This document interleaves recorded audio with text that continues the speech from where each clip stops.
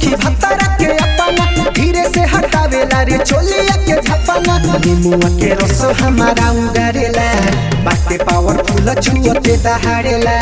हार जानी हम बाकी उना हारेला रे फरले पफारेला है। सोया पलंग पर सुता के साथ राउंड मारेला रे। सोया पलंग पर सुता के साथ राउंड मारेला रे। सोया पलंग पर सुता के साथ राउंड मारेला।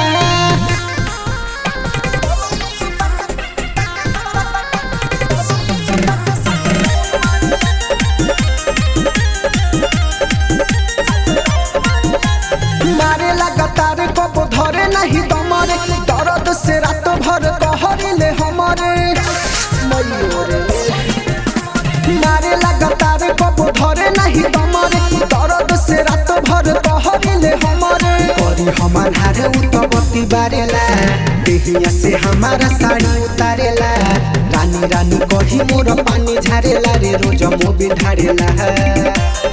सोया पलंग पर सुता के साथ राउंड मारेला रे। सोया पलंग पर सुता के साथ राउंड मारेला रे। सोया पलंग पर सुता के साथ राउंड मारेला।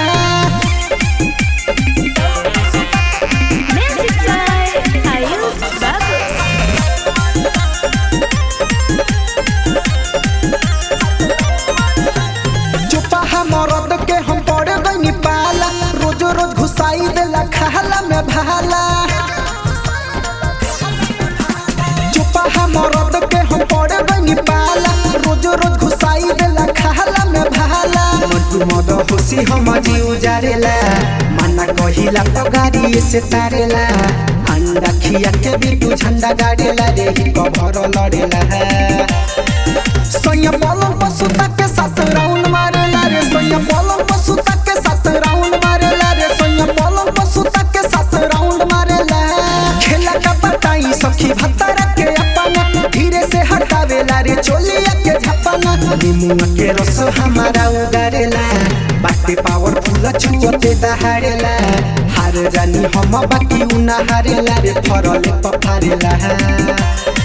सोया पलंग पर सुता के साथ राउंड मारेला रे। सोया पलंग पर सुता के साथ राउंड मारेला रे। सोया पलंग पर सुता के साथ राउंड मारेला। Chaudhary films recording studio Turkaulia.